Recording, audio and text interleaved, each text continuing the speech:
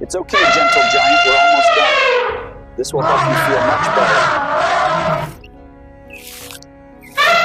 It's okay, gentle giant, we're almost done. This will help you feel much better.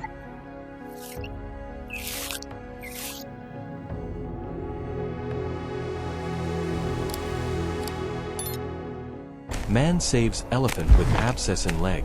What happens next makes the whole world heartbroken. The massive bull elephant's front leg dragged behind him with each labored step, leaving uneven furrows in the cracked mud of what had once been a flowing river. Dr. James Mwangi spotted the irregular gait from nearly a kilometer away, the distinctive three-legged hobble immediately signaling distress in an animal that should have moved with the fluid grace of 6 tons perfectly balanced.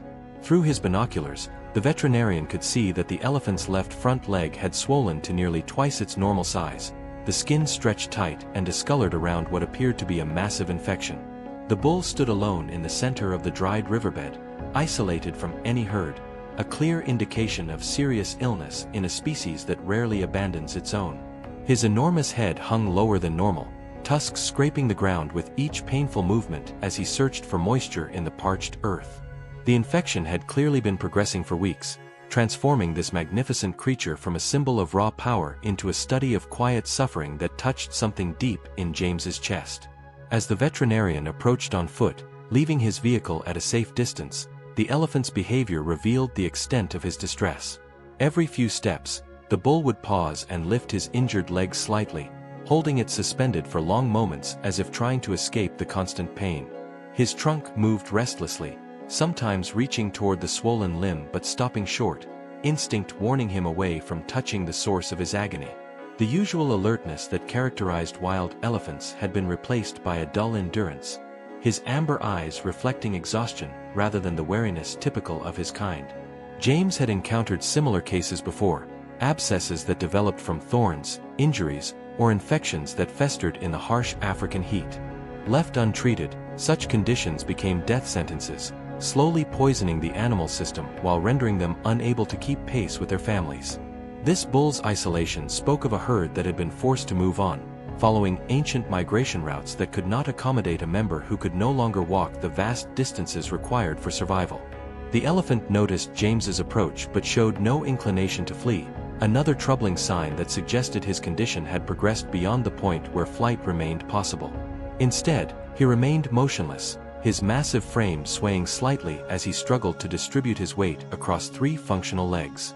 His breathing was labored, each exhale creating small clouds in the cool morning air that spoke of a body working far beyond its normal capacity simply to maintain basic function. The veterinarian established his position 50 meters away, close enough to conduct a preliminary assessment while maintaining the respectful distance that wild animals required. Through his field glasses, James could see the telltale signs of systemic infection, the dulled coat, the slightly sunken eyes, and the way the elephant's ears hung motionless rather than maintaining their constant motion. The abscess itself appeared to have reached critical size, creating a bulge that disrupted the natural line of the elephant's leg and clearly caused excruciating pain with each attempted step. "Easy there, old man," James whispered, more to steady his own nerves than to communicate with the suffering giant. The morning sun climbed higher, casting harsh shadows across the empty riverbed where one of nature's most magnificent creatures faced a crisis that would require all of human compassion and veterinary skill to resolve. The tranquilizer dart found its mark in the elephant's hindquarter, delivering enough sedative to dull the pain while allowing him to remain standing, a critical consideration for an animal whose massive weight could crush his own organs if he fell. James waited 20 minutes for the medication to take effect, watching as the bull's rigid posture gradually relaxed into something closer to natural ease. The elephant's eyes remained alert but calm, tracking the veterinarian's movements with curious attention rather than the defensive wariness that had marked their earlier encounters. James approached with the methodical patience that 15 years of wildlife medicine had taught him, his surgical kit organized on a portable table positioned within the elephant's line of sight. Transparency in his movements seemed to provide comfort to the massive patient, who watched each preparation with the focused attention of an intelligent creature trying to understand unfamiliar but non-threatening behavior. The abscess had reached the size of a basketball, its surface tight and discolored, radiating heat that spoke of the raging infection beneath. The incision released a torrent of infected fluid that had been building pressure for weeks, immediately providing relief that was visible in the elephant's body language. His massive head lowered slightly, trunk swaying in what seemed almost like a sigh of relief as the source of constant agony finally found release. James worked steadily to flush the wound cavity with antiseptic solution, removing debris and diseased tissue while the elephant stood with remarkable stillness, as if understanding that this temporary discomfort served a greater purpose. The daily treatment routine became a ritual of gradual trust building. Each morning, James would arrive to find the elephant waiting in the same spot where they had first worked together, no longer attempting to move away when he heard the approaching vehicle. The bull had learned to recognize the sound of James's footsteps and would lift his injured leg slightly when the veterinarian approached with fresh bandages and medications, a gesture that spoke of cooperation rather than mere resignation. By the third day, the elephant began showing signs of genuine recovery. The swelling in his leg had decreased noticeably, and his appetite returned with encouraging vigor, evidenced by the systematic way he stripped bark from nearby acacia trees during the hours between treatments.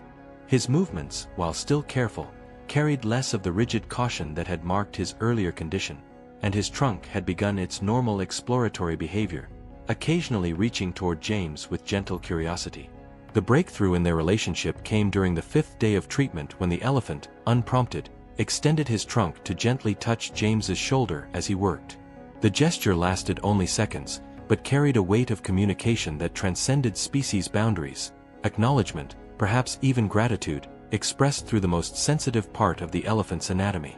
James felt the brief contact like an electric current, a moment of connection that redefined his understanding of the emotional complexity possible between human and wild animal. "You're going to be just fine, aren't you?" James murmured, his voice carrying the quiet satisfaction of a medical puzzle nearing resolution. The elephant's response was subtle but unmistakable, a soft rumbling deep in his chest that carried none of the distress calls he had made during those first desperate days. As evening approached and James prepared to leave, the bull remained standing near the treatment site, no longer isolated by pain but choosing proximity to the human who had become associated with relief and healing in his remarkable mind. The change came without warning on the 8th day, when James arrived to find the elephant lying on his side rather than standing in their usual meeting place. The wound itself appeared to be healing well, but something deeper had shifted during the night, a systemic collapse that spoke of infection spreading beyond the reach of antibiotics and good intentions. The bull's breathing had become shallow and labored, his massive frame rising and falling with the irregular rhythm of a body struggling against forces that medical science could no longer control. James knelt beside his patient and conducted the examination that confirmed his worst fears. The elephant's temperature had spiked dangerously high, and his pulse carried the rapid, weak quality that indicated organ failure. Blood tests revealed what the veterinarian had hoped never to see. The infection had entered the bloodstream and spread throughout the animal system, creating a septic condition that was beyond treatment in the wild. All their progress, all the trust they had built, could not overcome the biological reality that some infections simply went too deep to cure. The elephant's eyes, though dulled by illness, still tracked James's movements with the same attention that had marked their daily interactions. There was no accusation in his gaze, no sense of betrayal despite the failure of human medicine to save him, only the calm acceptance that characterized his species' approach to mortality. His trunk moved restlessly across the ground, occasionally reaching toward James with the same gentle curiosity that had defined their relationship, though now each movement required tremendous effort. As the afternoon sun began its descent toward the western horizon, the bull made a decision that defied every expectation James held about wild animal behavior. Using reserves of strength that should not have existed in his failing body, the elephant struggled to his feet and began moving slowly toward where James sat, organizing his unused medical supplies. Each step was labored, each breath visible in the cooling air, yet his purpose remained unmistakable. The elephant approached to within arm's length and slowly, carefully, lowered his massive head until it rested against James's chest. The veterinarian remained perfectly still, feeling the warmth and weight of this magnificent creature's final gesture of connection. There was no desperation in the contact, no plea for impossible salvation, but rather something that felt remarkably like gratitude expressed through the ancient language of touch that predates all words. "Thank you too, my friend," James whispered, his hand gently touching the coarse hair behind the elephant's ear.